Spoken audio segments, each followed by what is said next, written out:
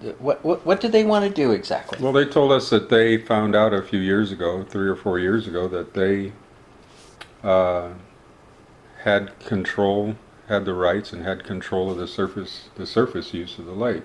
So they're into a big spending mode now, and they can jump in there and have more money to spend on by trying to be more active on the lake. And how better when you're active in something like that is not to have anybody bother you and keep everybody off the lake. What, well, you could turn around and do it the other way. You could say they're going to go out and promote water skiing and fishing and so forth. But Well, you're saying no, they're not doing that. it would appear that they're not. They Okay. keep saying that the water skiing is destructive.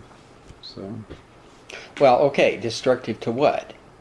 from what I understand, the nesting birds, and that's the reason why they had a time where you could be on the lake and off the lake during the year, was when the birds were nesting. There's no activity, no boat activity on the lake, and after their fledglings are gone out of their nests, they open everything up for recreational use. You can And use the boats. Now, which agency of the federal government is This is the U.S. Fish and Wildlife Service. So, U.S. Fish and Wildlife. So we have the BLM, which is telling us how to use Idaho, parts of it. Right. And now we have another federally agency that's trying to tell us how to use a man-made lake. Right. Now, did not the Canyon County Commissioners kind of weigh in on this and say, hey, you really have no authority because this is a man-made lake?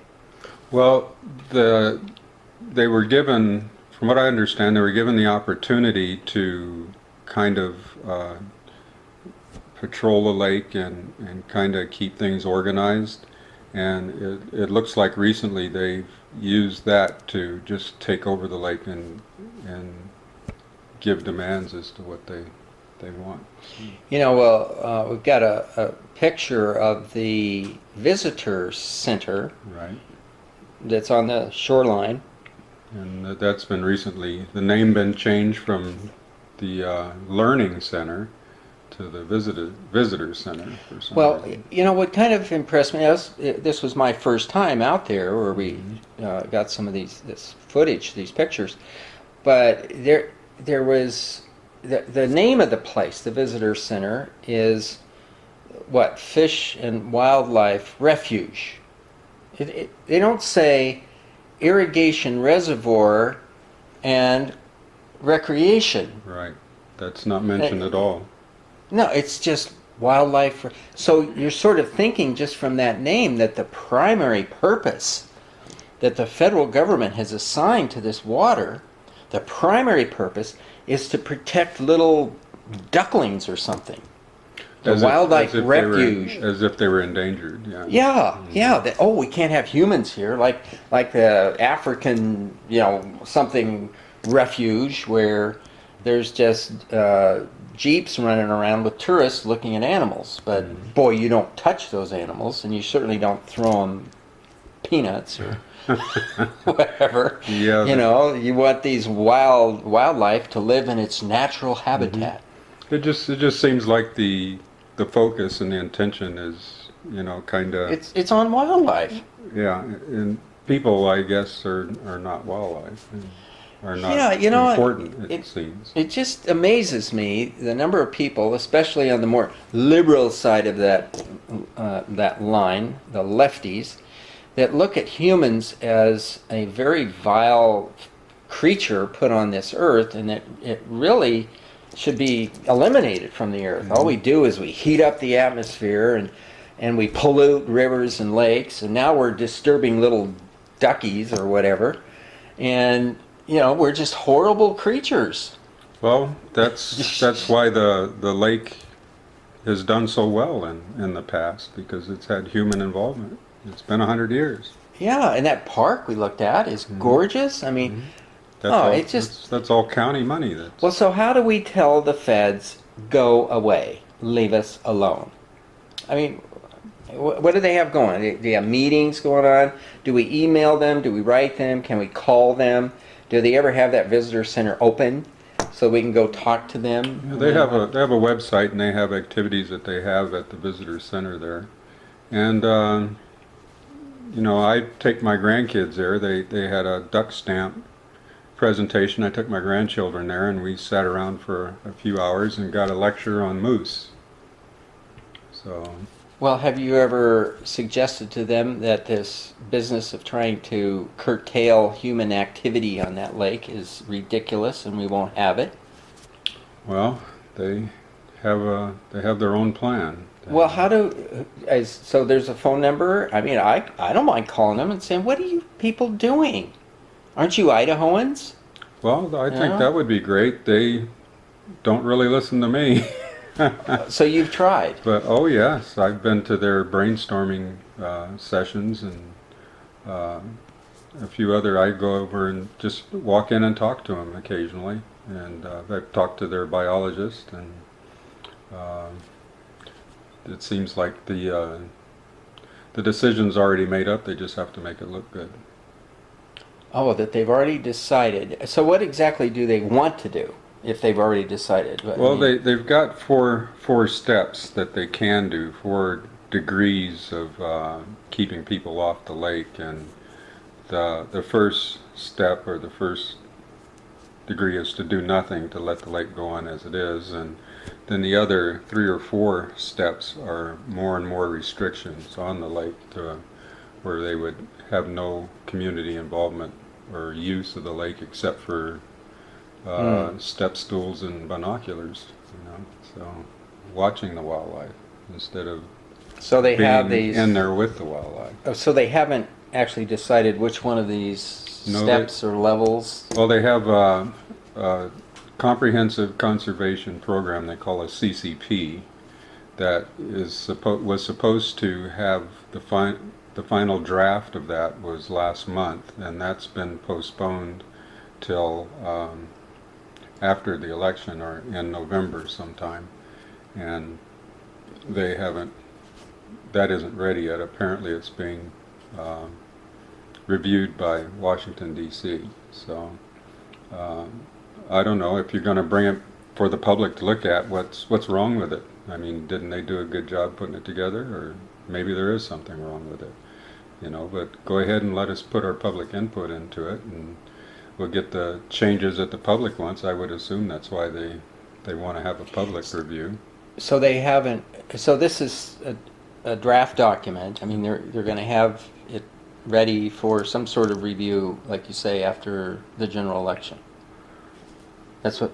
Did I get that right? They're supposed to have the review of the draft, the final draft, after the election. After election, okay. The review of the final draft, and the final draft has these 1, 2, 3, whatever steps or alternative Their conservation, plans. their plan, right?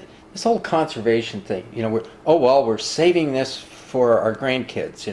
We don't want to touch this land or this thing because we're saving it. And I would say, no. Our grandparents were saving it for us. That's correct. And we're going to use it. Thank you. That's my response to this. Well, save it for the grandkids. You run into people all over, even in Southern California. You run into people who say, "Oh yeah, I know where Lake Lowell is. I learned to water ski on Lake Lowell." Well, the U.S. Fish and Wildlife Service wants to take that away. That's one of the steps. Is just totally eliminate. That's one of the steps. Is to totally eliminate. Yeah, they say the wave action. I mean, even though it's after the birds are off their nest, that the wave action is destructive. And even if you give them a solution to the problem with the wave action, they don't accept that. And there was one individual that we chatted with that has hung around that lake for some 12, 13 years, I think, that said it's Mother Nature's waves from storms. The wind, yeah. The wind, that is the most destructive on wildlife. Yeah, they said they were trying to get their boat back to shore with 4-foot rollers. So, and you had a great idea. All over the world, humans use "quote unquote" breakwaters. Breakwaters, that's right. There's natural breakwaters and man-made breakwaters. Yeah, and lots of man-made ones all over the coast. Yeah. Not so much on rivers, I don't think, or on. Well, there too. Whenever the waves become a problem, if you've got boats tied up in a dock, if you get a lot of wave action in there, there's going to be a lot of damage. So what they do is they put a breakwater around it so that Yeah. when the waves come, that energy is eaten up Dissipated. and dispersed, Yeah. dissipated, so that Dissipated there's no by the problem. breakwater. Same thing could happen with their nesting areas too. I mean, all you have to do is you can save them from the wind, and they're not even willing to do that. So Yeah. So if they are U.S.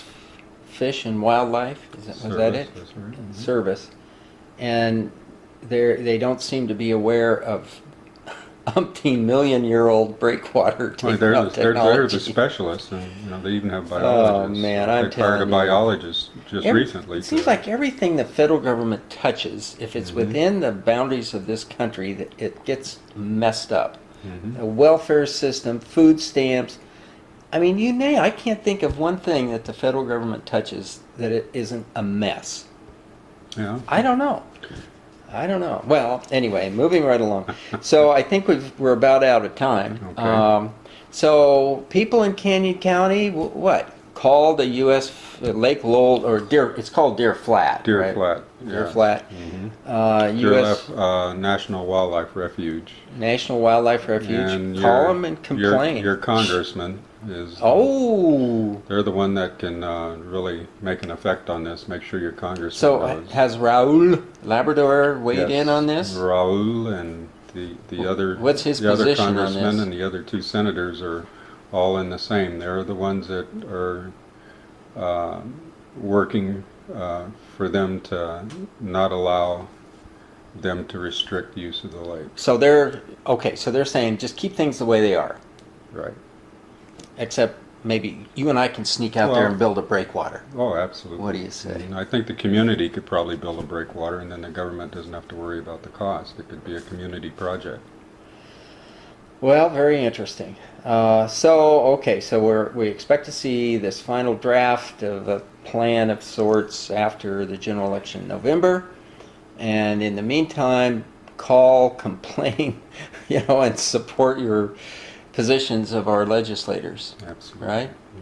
All right. Well, very good, Daryl Ford. I want to thank you for being on the show, Thank you for inviting me, Jim. and thank you for your interest. I mean, maybe citizens have got to start putting our thumb on the thing on the. Starts with you. Yeah, that's right. On the, our politicians and bureaucrats and so forth. They just totally get out of control if we citizens don't whack them with a 2x4, figuratively speaking, occasionally, and bring them back to reality. Yes, absolutely. They work for us, and not vice They versa. represent us. If you want to be heard, you need to get in touch with them and let them know what you want. Yeah, otherwise they just go merrily along, just messing things up. Well, again, thanks for being on the show, and thanks you all for watching this edition of my Thank you, too. fellow Idahoans. This is Jim Thomas, the producer. Email me if you have any comments, pro or con, criticism, constructive or destructive. Send me an email. Bye for now. Bye-bye. Thank you.